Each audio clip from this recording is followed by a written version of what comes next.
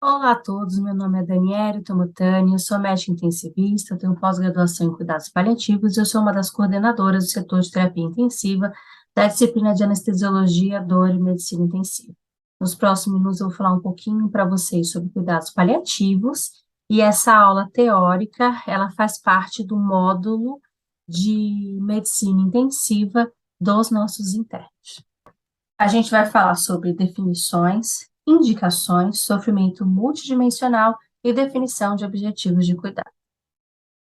Existem várias definições aí para cuidados paliativos, a mais utilizada e a que eu gosto mais é da Organização Mundial da Saúde. Ela diz que o cuidado paliativo ele visa oferecer qualidade de vida aos pacientes que têm doenças que ameaçam a continuidade da vida de forma a prevenir e aliviar o sofrimento, fazendo uma identificação precoce, uma avaliação e tratamento impecável da dor e de outros problemas de natureza física, psicossocial e espiritual. O mais legal de tudo isso é que o cuidado paliativo ele tem um principal objetivo de oferecer qualidade de vida ao paciente, e o cuidado ele não se restringe apenas ao paciente, mas também a qualquer pessoa que se importe com esse paciente, no caso, principalmente a família, mas ele busca acolher todas as pessoas. O cuidado paliativo, ele tem como objetivo principal acolher qualquer forma de sofrimento, né? E a gente entende que a própria doença e os tratamentos geram sofrimento. Então, no início do diagnóstico de uma doença, só para eu ter esse diagnóstico, eu já começo a ter um sofrimento. Mas no início, a gente ainda tem muitos tratamentos a serem feitos que modificam a evolução natural dessa doença para a morte. Como exemplo, se eu tiver um câncer, eu posso fazer quimioterapia, eu posso fazer radioterapia, eu posso fazer cirurgia, pode até curar a minha doença. E talvez nesse comecinho o sofrimento gerado pela doença já não seja tão grande assim. Mas a partir do momento em que a doença vai progredindo, se eu não conseguir curar essa doença, a possibilidade de curar ela vai se tornando menor e o sofrimento ele vai aumentando muito. Até que chega um momento em que eu não consigo mais curar a doença e só me resta o sofrimento. Quando esse momento chegar, a gente chama em medicina que demos o início à terminalidade. Quando eu digo isso, eu não estou falando que o paciente está morrendo naquele momento. Eu só estou falando que eu não consigo mais curar a doença dele. Na grande maioria das doenças, a gente está falando aí provavelmente dos últimos 6 meses de vida desse paciente, mas isso depende muito do prognóstico, depende muito da doença em que o paciente tem, né? Da gravidade dela. Vai chegar o momento em que a morte ela vai acontecer independente das medidas que a gente faça para prolongar de forma artificial a vida desse paciente. Já que eu falei para vocês que o cuidado paliativo ele visa proteger o paciente, né, do sofrimento, a gente entende que o cuidado paliativo pode acompanhar o paciente desde o início da doença até o fim da vida dele. Mas a gente sabe que esse sofrimento ele vai ser muito maior nas fases mais avançadas dessa doença, que é onde o cuidado paliativo ele se torna muito mais importante. Além disso, o cuidado paliativo pode seguir acompanhando a equipe e as pessoas que ficaram acolhendo o luto pela perda do paciente após a morte dele. Quais são os princípios, né, do cuidado paliativo? Primeiro é promover o alívio da dor e de outros sintomas desagradáveis. Afirmar a vida e considerar a morte como um processo normal da vida. Busca não acelerar e nem adiar a morte. E quando eu estou falando com vocês sobre isso, eu estou falando que o que a gente quer é respeitar a ortotanásia. A gente não quer abreviar o tempo de vida deste paciente, que seria a eutanásia, e a gente também não quer prolongar o morrer gerando apenas sofrimento, que seria a distanásia. A gente tem que lembrar que a eutanásia ela é criminalizada no Brasil e ela nada mais é do que um homicídio movido por piedade. Ou seja, o paciente ele tem sim uma doença aí avançada, só que a gente está abreviando o tempo de vida biológico dessa pessoa. E isso é errado. A distanásia, eu estou não estou respeitando o tempo de vida desse paciente, né? Tempo de vida biológico, eu estou falando para vocês. Eu estou prolongando o morrer de uma forma fútil, gerando apenas sofrimento para esse paciente. Seria aqueles pacientes, por exemplo, que a morte ela vai ser inevitável, mas eu fico mantendo eles vivos às custas de suportes artificiais de vida, né? E gerando apenas sofrimento para ele. E provavelmente indo contra o que esse paciente provavelmente gostaria. Ou seja, eu estou tentando manter essa vida biológica a qualquer custo, muitas vezes indo contra a vida biográfica desse paciente. E o que a gente quer, como eu falei para vocês, é a ortotanásia. A ortotanásia nada mais é do que o alívio do sofrimento de um doente em fase terminal, através da suspensão de tratamentos extraordinários que prolongam a vida, mas são incapazes de curar ou trazer melhoria na qualidade de vida. Ou seja, aqui eu quero respeitar o tempo de vida que esse paciente tem, entendendo que a morte faz parte do ciclo da vida. Dentre os outros princípios, ele busca integrar os aspectos psicológicos e espirituais no cuidado ao paciente, oferecer um sistema de suporte que possibilite o paciente viver tão ativamente quanto possível até o momento de sua morte, e oferecer um sistema de suporte que auxilie os familiares durante a doença do paciente e a enfrentar o luto. Ele tem uma abordagem multiprofissional para focar as necessidades do paciente e seus familiares, incluindo o acompanhamento no luto. Uma coisa importante a gente lembrar aqui que não existe cuidado paliativo sem equipe multi, sem abordagem multi, tá bom? Busca melhorar a qualidade de vida e influenciar positivamente o custo da doença. Então, o que a gente quer é fazer com que o paciente ressignifique esse momento e que a gente consiga que esse momento seja o menos sofrido para ele. Deve ser iniciado o mais precocemente possível, juntamente com outras medidas que prolongam a vida, como a quimioterapia, a radioterapia, e incluir todas as investigações necessárias para melhor compreender e controlar situações clínicas estressantes. Bem, esse aqui é um estudo super legal de cuidado paliativo e ele é sempre trazido quando a gente vai falar sobre o tema, né? O que ele fez? Ele pegou aqui pacientes que tinham, a nível ambulatorial, que tinham acabado de fazer o diagnóstico aí de, de câncer pulmonar, não pequenas células, já com metástase, ou seja, já numa fase mais avançada. E aí ele randomizou esses pacientes para dois grupos. Um ele ia receber o tratamento aí oncológico proposto, pleno, e o outro ele receberia esse mesmo tratamento oncológico, mas associado a acompanhamento aí com cuidados paliativos. O que ele observou?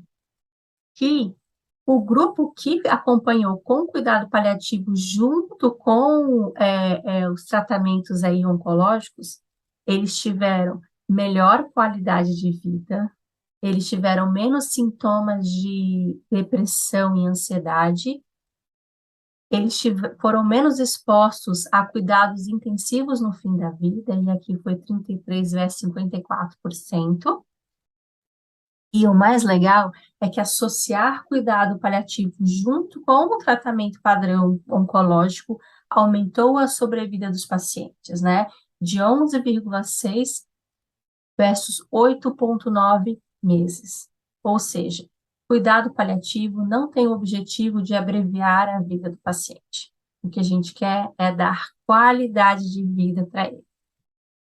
Então, se cuidado paliativo fosse um remédio, todo mundo ia querer comprar, todo mundo ia querer receber. Então, eu falo para vocês, cuidado paliativo dá qualidade de vida, dá dignidade do paciente, melhora todo o curso da doença dele. Então, ele só traz coisa positiva. E a minha pergunta é, se a gente sabe que cuidado paliativo ele é tão bom assim para o paciente, por que que nós estamos privando os nossos pacientes do direito de ter cuidado paliativo? São vários os motivos, né? E aqui a gente vai quebrar alguns paradigmas, que é achar que cuidado paliativo é eutanásia. Eu já falei para vocês que não é, até porque a eutanásia ela é ilegal. Achar que cuidado paliativo é porque não tem mais o que fazer, e isso também é errado. porque, na verdade, nós temos muito o que fazer para o paciente, para melhorar a qualidade de vida, para dar dignidade para ele, para respeitar quem ele é como pessoa. E eu falei para vocês que o cuidado paliativo pode ser iniciado desde o início da doença e seguir junto com as terapias curativas desse paciente. E que cuidado paliativo é só para quem está morrendo, isso também está totalmente errado, porque ele pode ser para qualquer paciente. O cuidado paliativo, ele visa manejar sofrimento, e a gente está falando de um sofrimento de cunho multidimensional, né? Dar qualidade de vida, manejar o luto, e a gente maneja o luto dos familiares e do próprio paciente. Até porque quando a gente diagnostica uma doença que pode ameaçar a nossa vida, a gente já começa a ter um luto antecipatório, já começa a ter sofrimento por causa disso. A gente é especialista em comunicação, manejo de conflitos. O cuidado paliativo também pode atuar na definição das diretivas antecipadas de vontade e na definição de objetivos de cuidado, né? Em que a gente busca respeitar a vida biográfica deste paciente. Mas quais são as indicações? Como eu falei para você, qualquer paciente que tem alguma doença grave que possa ameaçar a vida dele teria indicação aí de cuidados paliativos, mas de proporções diferentes, né? Mas se você parou e fez uma pergunta, que a gente chama de pergunta surpresa, você se assustaria se esse paciente falecesse no próximo ano, ou no próximo mês, ou em uma semana? Se a sua resposta for não, eu não me surpreenderia, então provavelmente este paciente teria indicação de um olhar aí de cuidados paliativos. Mas a gente acaba não conseguindo acolher todo mundo, porque seriam muitos pacientes, né? Então a gente se restringe principalmente àqueles pacientes que têm mais sofrimento. Dentre as indicações de cuidado paliativo, nós podemos dizer, por exemplo, paciente não candidato à terapia curativa, paciente que tem doença grave que prefere não ser submetido aí a procedimentos prolongadores de vida, paciente que tem nível aceitável de sofrimento, barra dor nas últimas 24 horas, sintomas não controlados, que tem um sofrimento multidimensional importante, paciente que acaba em várias vezes aí no pronto-socorro por causa de doenças de base, internação prolongada em UTI, internação prolongada que não melhora, ou paciente que tenha prognóstico reservado. Quando a gente fala especificamente de terapia intensiva, seria aqueles pacientes com falência de múltiplos órgãos que não estão respondendo ao nosso tratamento, com câncer metastático já em fase avançada, encefalopatia anóxica, quando a gente tem um sofrimento familiar muito importante, paciente que é candidato à retirada de suporte, paciente que tem várias internações em UTI, e aqueles pacientes já com uma internação prolongada em que a gente não está conseguindo aí desmamar os suportes. Uma ferramenta bem legal que aumenta a nossa sensibilidade aí para cuidados paliativos e que é uma ferramenta que tem o objetivo de identificar pessoas sob risco de deteriorização ou de falecer na internação é o SPICT. A gente usou bastante essa ferramenta, principalmente a nível de pronto-socorro, né? Na época da pandemia. Ela é dividida em 3 partes.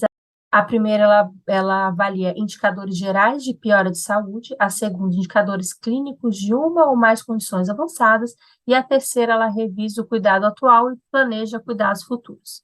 Então, a primeira parte é a gente avaliar aí se tem alguns indicadores gerais de piora, e dentre eles, se o paciente tem uma internação não prolongada, se o paciente já tem uma perda funcional, o paciente já fica aí maior parte do tempo deitado ou numa cadeira aí mais 50% do dia, que já tem outras dependências, que tem perda de peso aí significativa, não intencional, que tem sintomas persistentes, apesar de tratamento otimizado da doença de base, e aquele paciente que já tem aí diretivas para cuidados paliativos. Quando eu for avaliar se ele tem alguma doença ou condição avançada, eu estou falando das disfunções orgânicas crônicas, ou de pacientes com síndrome de fragilidade barra demência, ou pacientes oncológicos. Então, quando eu falo de oncologia, eu estou falando daqueles pacientes que têm uma capacidade funcional aí bem reduzida e tem o câncer já numa fase bem avançada. Pacientes que também são muito debilitados. Por exemplo, pacientes com síndrome de fragilidade barra demência, aquele pacientes que já têm muitas dependências, são incapazes de autocuidado, são incapazes de se vestir, caminhar e comer sem ajuda, tem uma redução da alimentação via oral, pacientes com incontinência urinária e fecal, entre outras. E as outras disfunções aí de órgãos avançados, como, por exemplo, um paciente com doença cardiovascular com uma classe funcional 3 para 4, que tem falta de ar ou dor precordial em repouso, por exemplo. Aqueles pacientes, por exemplo, cirróticos, que têm ascite resistente a diuréticos, cefalopatia hepática, síndrome hepatorenal, peritonite bacteriana, que tem sangramentos recorrentes aí de varizes, com complicações, uma ou mais complicações no último ano, entre outros.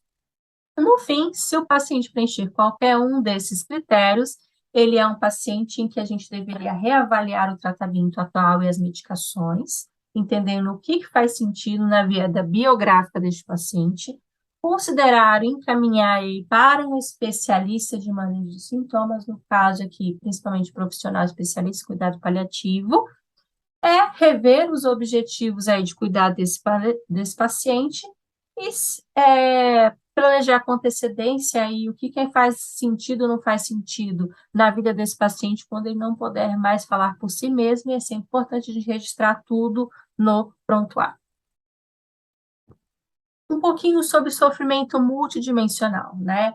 Infelizmente, a maioria dos profissionais de saúde, ele olha apenas o sofrimento físico deste paciente. Quando eu estou falando de sofrimento físico, estou falando de náusea, vômito, diarreia, constipação, dor, entre outros. Mas a gente tem que entender que o sofrimento, ele não é apenas físico, mas ele é multidimensional. E quando eu estou falando para vocês que ele tem várias dimensões, eu estou falando que ele tem uma dimensão social, familiar, psicológica e espiritual. A primeira pessoa que trouxe esse conceito de multidimensionalidade foi Cicely Saunders, né? Lá na década de 60, no finalzinho da década, ela definiu a dor total, dizendo que a dor não era apenas física, mas ela era espiritual, social e psicológica. Por exemplo, eu sou uma mãe de 3 filhos, eu tenho câncer que tem metástase na minha coluna. E eu tenho dor porque eu estou tendo compressão aí, nervosa por causa disso, então isso justifica minha dor física. Mas, se eu falecer, quem vai cuidar dos meus filhos? Isso vem para mim como dor. E essa é uma forma de dor que não vai melhorar só com analgesia, sabe? Além disso, eu acho que Deus está me punindo e eu estou em sofrimento espiritual intenso, e esse sofrimento espiritual está potencializando a minha dor. E além disso, eu tenho medo de morrer. E isso também está me gerando sofrimento. O que eu estou querendo dizer aqui? É que a gente precisa entender o que gera o sofrimento nesse paciente e se os sintomas dele estão sendo potencializados por isso. Porque se eu não entender e não tratar ele de uma forma multidimensional, eu não vou conseguir melhorar, por exemplo, a dor deste paciente. Eu posso dar quilos e quilos de analgesia, eu vou intoxicar o paciente, eu não vou melhorar ele. E esses pacientes, eles sofrem muito, né? Eles têm dor, dispneia, fadiga, anorexia, náusea, vômito, constipação, boca seca, entre outros. E a gente está aqui para melhorar os sintomas desse paciente, de forma a conseguir oferecer mais qualidade de vida pelo tempo que esse paciente tem com a gente. Uma forma bem interessante da gente fazer essa avaliação de sofrimento aí é pelo diagrama de avaliação multidimensional, em que a gente consegue avaliar 4 aspectos do sofrimento desse paciente, né? O primeiro é o sofrimento físico, eu já falei um pouquinho com vocês anteriormente, né? Mas aqui a gente está falando de todos os sintomas, né? Dispneia, disfagia, lesões, feridas e assim sucessivamente, né? E aí a gente tem que lembrar que a gente sempre precisa buscar a causa dessa dor para eu conseguir tratar o paciente da melhor forma possível. Então, por exemplo, se eu tenho uma dor de origem neuropática, eu tenho que tratar ele de uma forma adequada para isso. Provavelmente ele não vai responder tão bem assim a opioides, por exemplo, mas é uma dor que melhora com outras terapias, como, por exemplo, anticonvulsivantes, antidepressivos, entre outros. Esse tratamento, ele também, além de ser farmacológico, ele pode ser não farmacológico e algumas vezes intervencionista também. O sofrimento, ele também pode ter um cunho social e familiar. E aqui é extremamente é bom entender se existe algum conflito familiar, se existe estresse do cuidador, se o paciente tem alguma rede de suporte adequado, se não tem, e assim sucessivamente. E a gente pode ajudar chamando, por exemplo, assistente social para nos ajudar numa deshospitalização.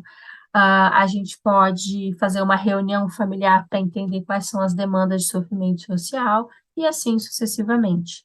Aqui cabe, por exemplo, a gente ajudar a definir quem vai ser o cuidador desse paciente, ajudar a amparar a família em todo o sofrimento que ela tiver, ajudar a regularizar questões financeiras, entre outros. Em relação aos aspectos psicológicos, a gente tem as fases do luto, o medo de morrer, culpas, preocupações. Aqui a psico é extremamente importante, apesar de que a equipe multidisciplinar ela é importante em todas as fases do sofrimento, tá bom? Então, a gente pode fazer acompanhamento psicoterápico, reuniões familiares e assim sucessivamente. E o nosso objetivo aqui é ajudar o paciente a ressignificar todo este momento. E, por fim, a gente tem aqui o aspecto religioso e espiritual, lembrando que a espiritualidade não é apenas religião, ela vai muito além disso, mas o paciente pode estar em conflito com Deus, ele pode ter algumas pendências que sejam importantes, ele pode ter sofrimento e culpa religiosa, e aí a gente pode, às vezes, trazer aqui um líder espiritual para ele. A gente pode fazer orientações para a família e também estimular a religiosidade, se isso fizer sentido aí para o paciente e para a família. A gente tem que lembrar que o sofrimento, ele não é apenas do paciente, mas também é da família ou de qualquer pessoa que goste e ame este paciente e da equipe que cuida. Em relação ao processo de tomada de decisão, né, a gente tem que levar em consideração quatro aspectos principais. O primeiro é quem é o paciente, qual a funcionalidade dele, qual o diagnóstico e qual a fase da doença. Quando eu pergunto quem é o paciente, eu estou perguntando da vida biográfica dele, quais são os valores dele, quem ele é como pessoa. E aqui envolve a história de vida, a idade, o estado civil, as morbidades que ele tem, se ele tem suporte social, quais são os medos, suas expectativas, entre outros. Em relação à funcionalidade, eu tenho várias tabelas que podem nos ajudar. Eu quero saber se ele é capaz de fazer as atividades básicas de vida dele, se ele é capaz de tomada de decisão, entre outros. Qual o diagnóstico que ele tem? Aqui eu estou falando das doenças crônicas que ele tem, como, por exemplo, uma cirrose, um câncer, entre outros. Qual a fase essa doença está? Existe tratamento modificador de doença ou não existe? Por exemplo, é um paciente oncológico, eu posso fazer quimioterapia, radioterapia, cirurgia, ou eu não tenho mais nenhum tratamento aí que modifica essa evolução natural? Se eu tenho como ter um tratamento, esse paciente ele é candidato, ou ele não é candidato a isso, porque ele tem ou não tem status performance. E a gente leva a mão às trajetórias de doença. Quando eu estou falando da vida biográfica desse paciente, eu estou comparando a vida biológica versus a vida biográfica. Quando eu falo vida biográfica, eu estou falando de quem é esse paciente, quais são os seus valores, o que dá sentido na vida dele e como ele aceitaria viver a vida dele, o que é aceitável para ele, né? Então, por exemplo, eu já tive uma paciente que tinha uma insuficiência cardíaca aí avançada, já numa fase terminal, super lúcida orientada, internada na UTI, e que veio com uma demanda aí para cuidados paliativos. E ela falava assim para nós, eu queria muito viver, tinha tanta coisa para fazer na minha vida, mas ao mesmo tempo eu não quero uma vida em que eu vá depender dos outros. Eu não quero dar trabalho para ninguém e eu não aceito uma vida em que eu não possa ser eu e que eu não tenha meu cérebro pensante. Então, daqui a gente já entende que provavelmente não faz sentido para ela uma vida em que ela tenha dependências, né? Em relação a essa avaliação de funcionalidade, a gente tem várias tabelas que nos ajudam, né, a ver tanto a funcionalidade, como também ver prognóstico desses pacientes, em especial em cuidados paliativos, aqui que a gente mais utiliza é a escala de performance paliativa, né? Ela vai avaliar deambulação, atividade e evidência de doença, autocuidado, quando fala autocuidado, é escovar dente, tomar banho, entre outros. Ingestão e o nível de consciência. Ela vai de 100% quando aquele paciente consegue fazer tudo sozinho, ele anda sozinho, ele não tem atividade evidente de doença, ele faz todo o autocuidado dele sozinho, ele consegue se alimentar via oral sem nenhuma dificuldade, o nível de consciência é preservado.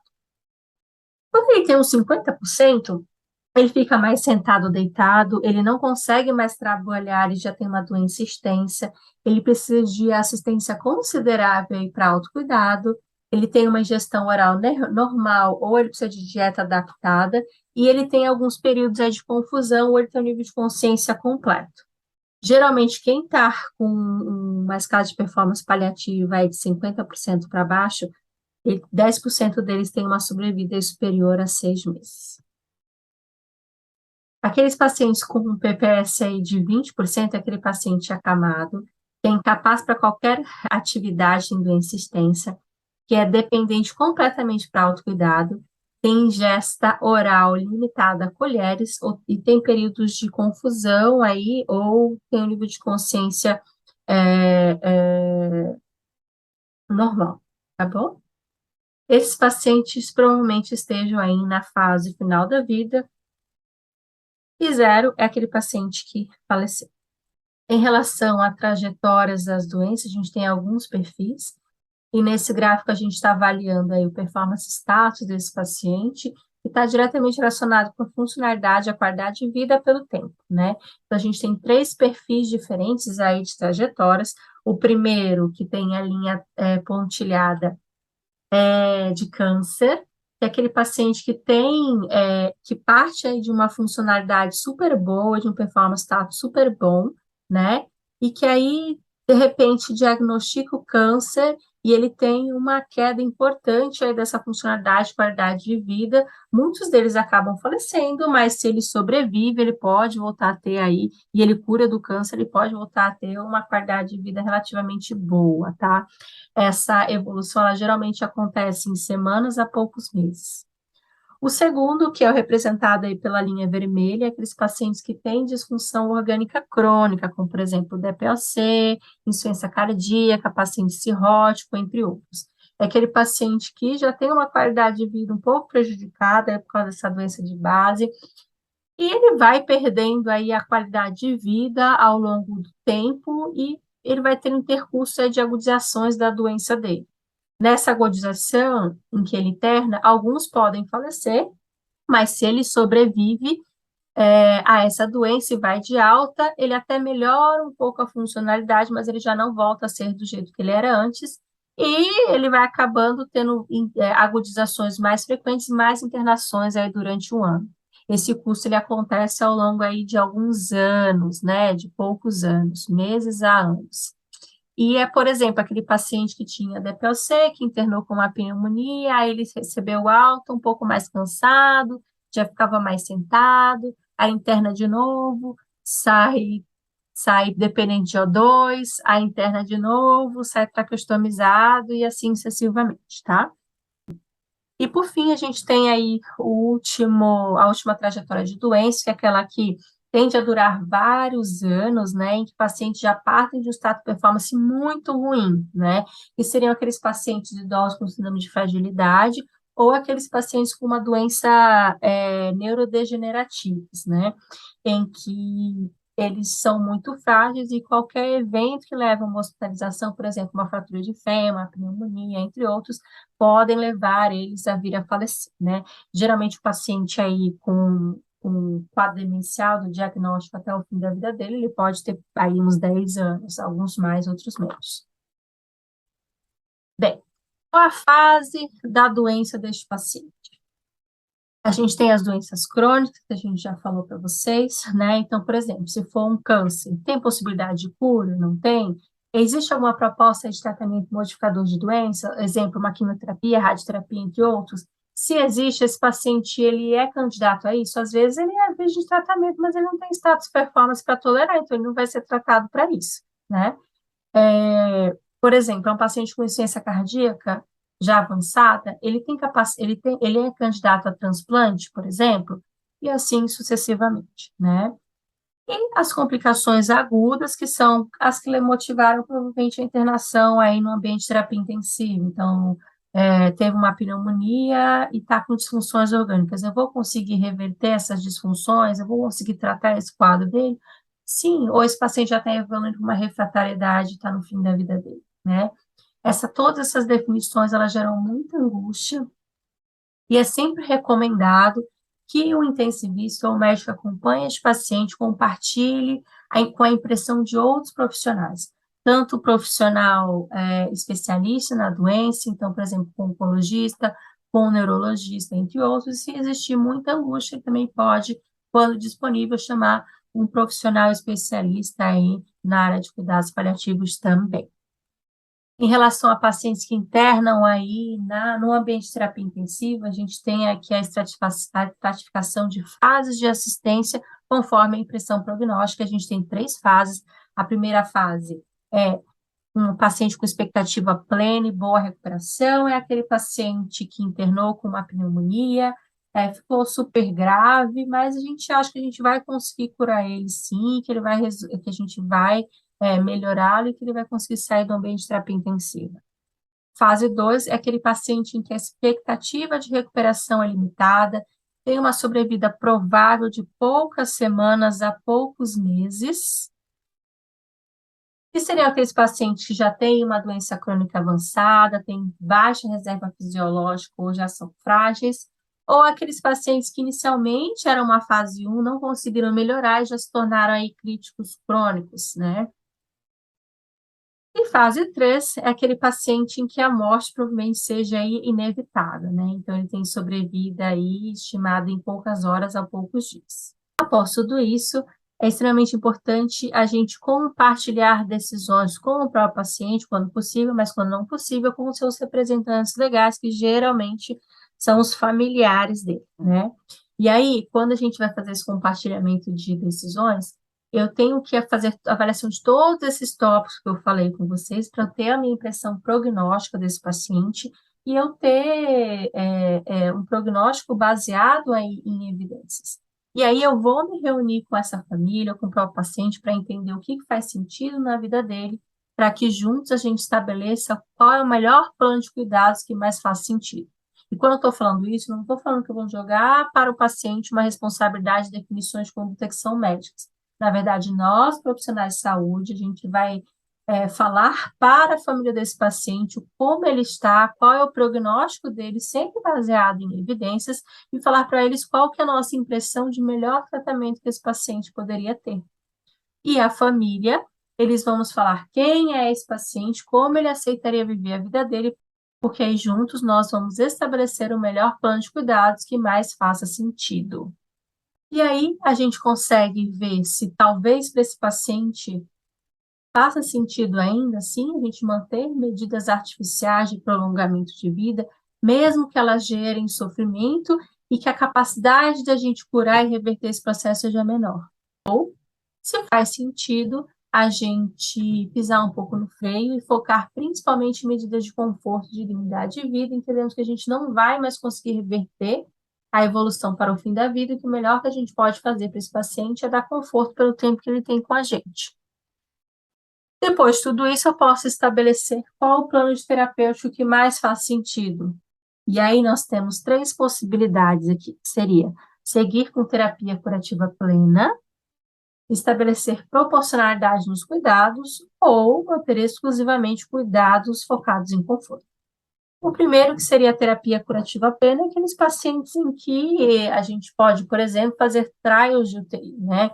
Que é um momento em que eu provavelmente tenho dúvidas, a família ainda não teve tempo de assimilar tudo, provavelmente eles estão desalinhados em relação às expectativas, e aí a gente já tem dúvidas se o paciente vai melhorar ou não, se aquilo é reversível ou não, e a gente vai manter terapia curativa plena, muitas vezes tomando mão aí de vários suportes artificiais de vida, como, por exemplo, hemodiálise, intubação, e assim sucessivamente, né?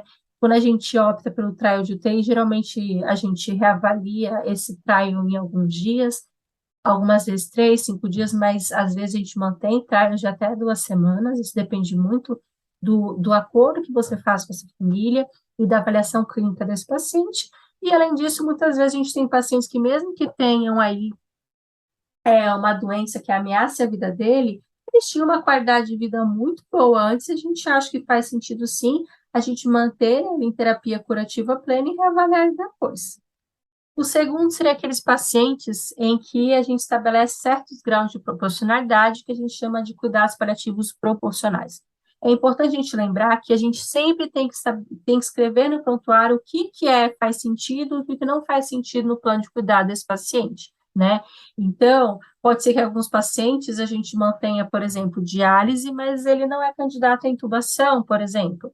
Pode ser que um paciente a gente não vai fazer suportes artificiais, mas que faz sentido a gente tratar uma infecção, a gente passar uma sonda integral da dieta para ele, e assim sucessivamente. Então, a gente sempre estabelece e escreve no prontuário o que é proporcional ou o que não é proporcional, de forma que o desejo deste paciente seja respeitado.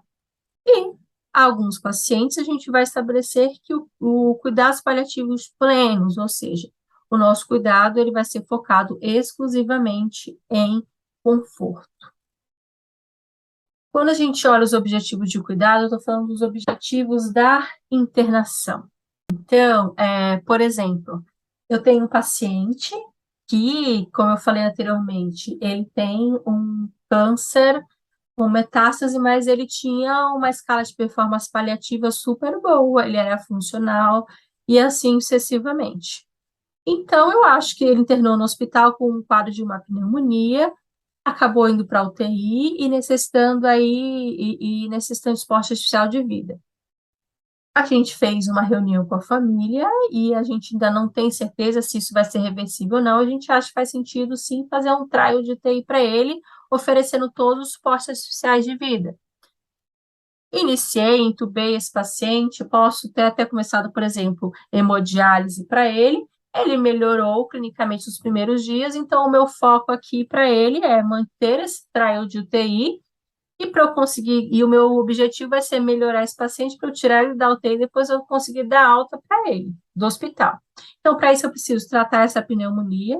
Ele está no ventilador, eu não estou conseguindo estubá-lo, então faz sentido eu fazer uma traqueostomia e depois progredir o desmame ventilatório desse paciente. Neste contexto, provavelmente faz sentido, sim, para o paciente, para a família e para a equipe, que esses cuidados sejam aí mantidos, porque a gente acha que a gente vai conseguir, depois que esse paciente saia dessa internação e que a gente consiga reabilitar ele de forma que ele volte a ter qualidade de vida. Lembrando que, às vezes, esse é o objetivo inicial, mas esses objetivos, eles podem ser revistos aí continuamente, conforme a evolução do paciente.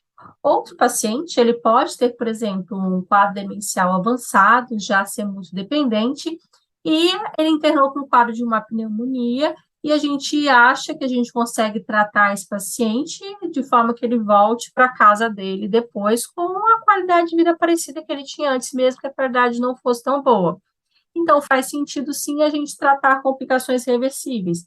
Mas, independente da fase de evolução da doença, a gente acha que esse paciente não se beneficia de ir para a UTI e não se beneficia de suportes artificiais de vida, né? E se em algum momento eu começar a tratá-lo, eu perceber que ele não está melhorando, que ele vai piorando as disfunções orgânicas, eu vou entender que ele está caminhando para o fim da vida, e aí eu vou ajustar os tratamentos para manter apenas medidas focadas em conforto.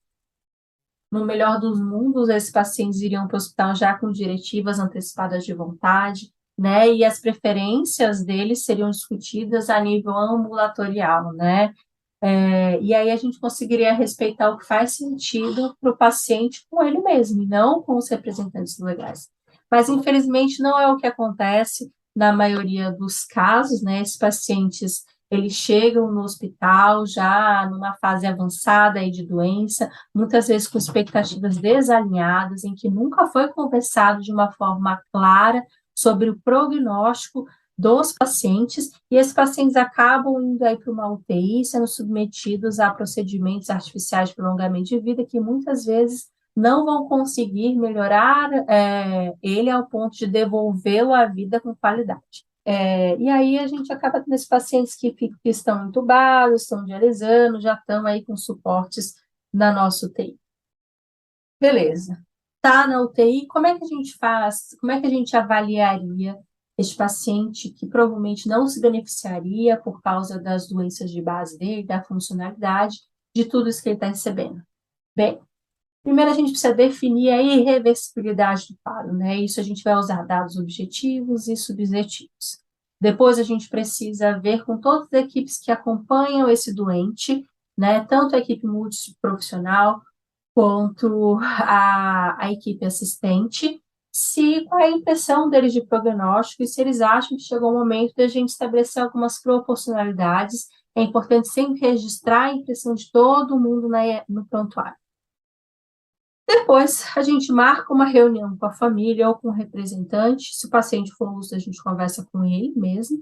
E aí a gente vai expor a evolução, o prognóstico, e a gente vai entrar em contato com o que faz sentido e o que não faz sentido aí para o paciente, para a família, havendo consenso de que o melhor é a priorização de conforto, quanto com a equipe, quanto com a família, e aí a gente está pesando as crenças, os valores e assim sucessivamente, a gente pode fazer decisões de limitação terapêutica. Isso tudo tem que ser registrado em prontuário, e aí esse paciente talvez evolua para cuidar de fim de vida, e a gente vai cuidar dele da melhor forma possível pelo tempo que ele tiver com a gente. Quando a gente vai falar de descontinuação de suporte artificial de vida, a gente tem duas possibilidades aceitáveis. Uma delas seria o withholding, a outra withdrawing. Um deles é a que você congela tratamentos ou você não adiciona novos tratamentos. Então, eu tenho um paciente, por exemplo, que está com noradrenalina 0,3 microgramas por quilo minuto e está dialisando, então eu posso estabelecer que eu não vou associar a segunda droga e que eu posso até desmamar essa droga, mas eu não vou mais acender o valor dela. Eu posso estabelecer que ela não é candidata a RCP, eu sigo dialisando enquanto ele tolerar, né? Então, seria um congelamento withholding. A outra seria o withdrawing, em que eu descontinuo o suporte já iniciado para esse paciente, entendendo que esses suportes eles só estão prolongando o morrer desse paciente sem gerar benefício, eles estão sendo fúteis, né? Teoricamente, não existe certo e errado, elas são condutas eticamente iguais, tá bom? Porque elas vão levar ao mesmo fim, mas provavelmente você congelar suporte ele gera um pouco de distanase aí, tá bom? E se a gente entende que se o morrer é inevitável, deixar morrer não é matar, né? A gente entende que extubação paliativa, sim, pode fazer sentido, e esses pacientes podem se beneficiar de sedação paliativa, ordem de não reanimação, retirada de drogas vasoativas, entre outros. O que a gente quer aqui é permitir a ortotanásia, entendendo que o paciente ele está no fim da vida dele, a gente quer respeitar o fim da vida, porque a gente não vai mais conseguir melhorar ele ao ponto de devolvê-lo para casa com qualidade de vida. Então, para não concluir, porque esse assunto nunca se esgota, qualquer paciente com alguma doença ameaçadora à vida tem indicação de acompanhamento com a equipe de cuidados paliativos, mas com proporções diferentes. O cuidado paliativo não busca acelerar e nem retardar o processo de morte. A abordagem do sofrimento sempre deve ser multidimensional e os objetivos de cuidado devem levar em consideração a biografia do paciente, a fase de evolução da doença aguda e crônica e a sua funcionalidade, sempre lembrando de compartilhar decisões com toda a equipe envolvida. Finalizo dizendo para vocês uma frase da Cicely Saunders que resume tudo, né?